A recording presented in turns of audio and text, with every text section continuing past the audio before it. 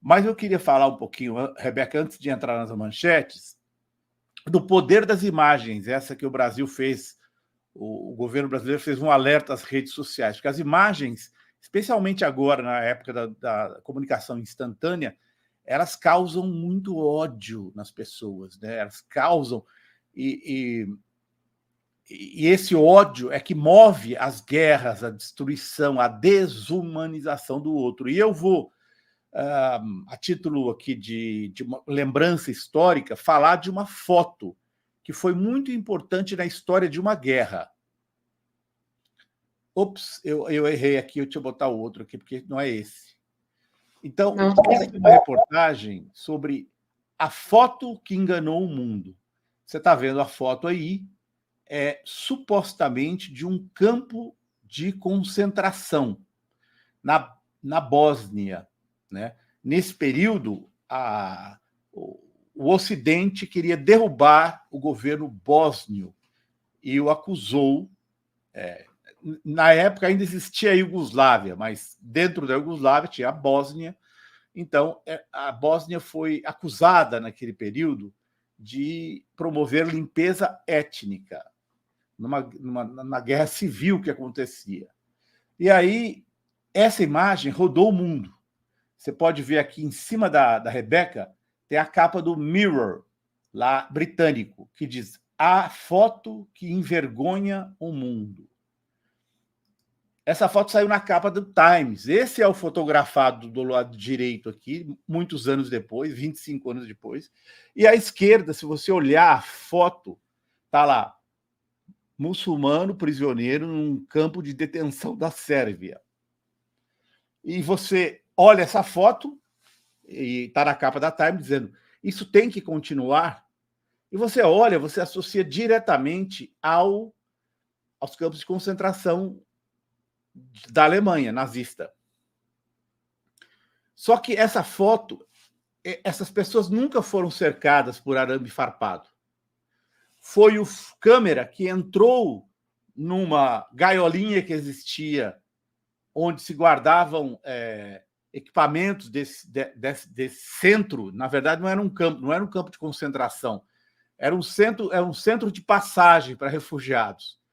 E aí ele entrou num lugar fechado por arame farpado e passou, ao fazer essa imagem e essa fotografia, quer dizer, a imagem foi reproduzida, a foto foi reproduzida uma imagem, passou a impressão de que o lugar era cercado por arame farpado, que nunca aconteceu. O lugar não era, eles não estavam cercados, né? De fato, estava magro, tinha perdido peso, né?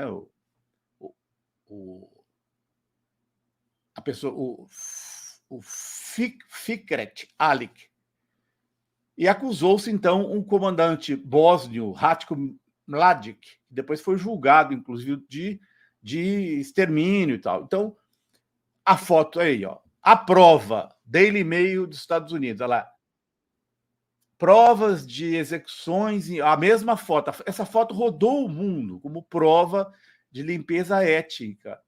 Só que era uma imagem que não representava a realidade, Rebeca. Isso é muito famoso na história da fotografia e das guerras. Depois, um repórter alemão foi lá e fez uma reportagem sobre esta foto. E isso bombou o interesse de todo o planeta pelo que estava acontecendo na Sérvia e foi usado como propaganda.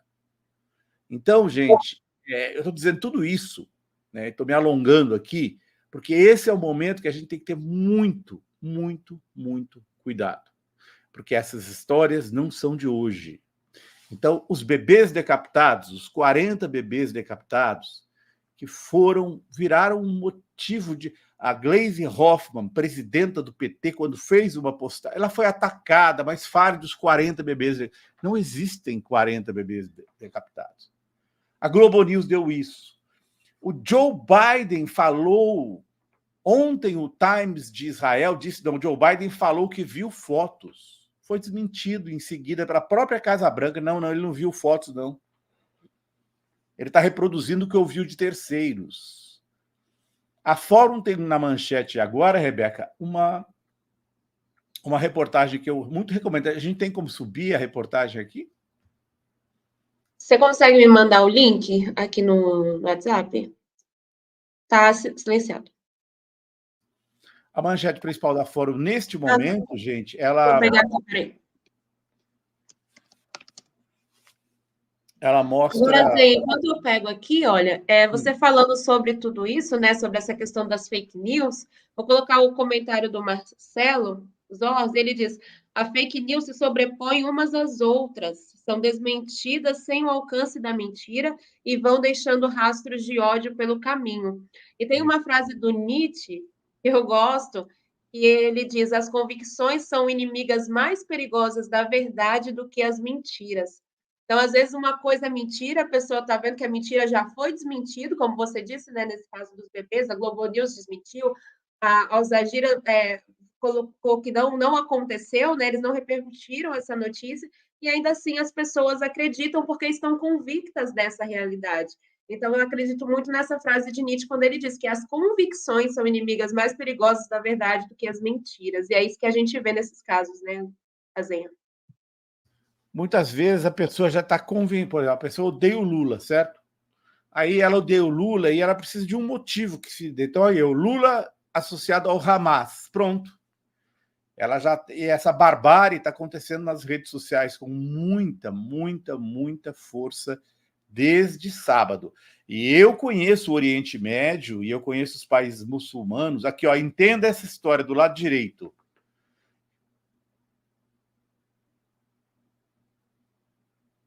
Como começou essa história, gente? Aqui o Henrique Rodrigues é que fez, a gente até ouviu o vídeo, né?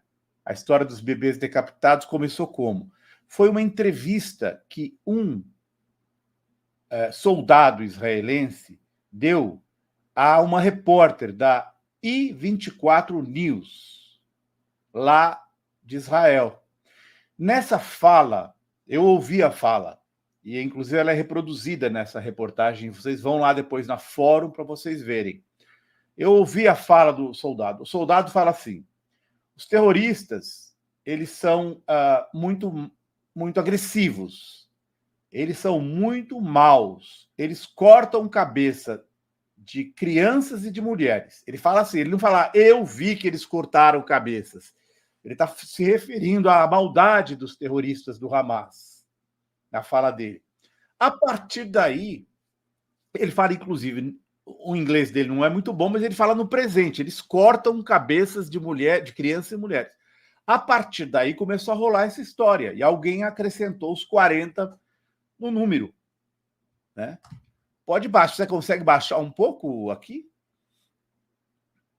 E daí isso tomou uma dimensão. Essa é a repórter que fez a entrevista, né, no momento de grande comoção. E a partir disso já começou a história dos bebês, 40 bebês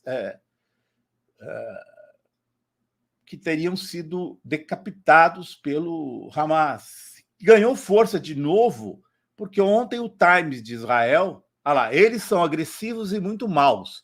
Eles cortam a cabeça de crianças e mulheres, disse esse militar, David Ben-Zion, é o nome dele.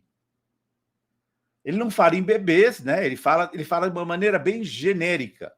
Eu não estou, com isso, diminuindo a matança de civis, de maneira alguma. Só estou dizendo que exageros, como essa foto que eu acabei de mostrar para vocês, nesse primeiro momento da guerra, é clássico das guerras, clássico. Esse é o repórter, esse é o comandante da unidade 71. Quer que Né? coloque, Zenha? Não precisa, ele está falando em inglês.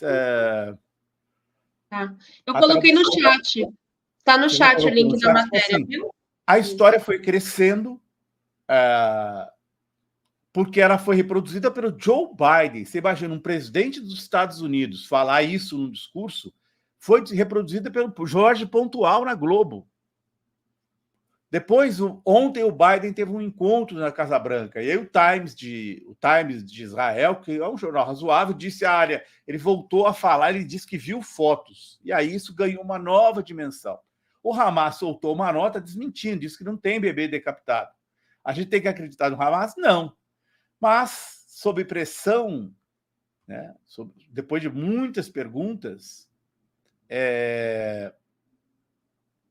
a própria Casa Branca disse: não, Joe Biden não viu foto de bebê decapitado, ele ouviu falar, como nós ouvimos falar.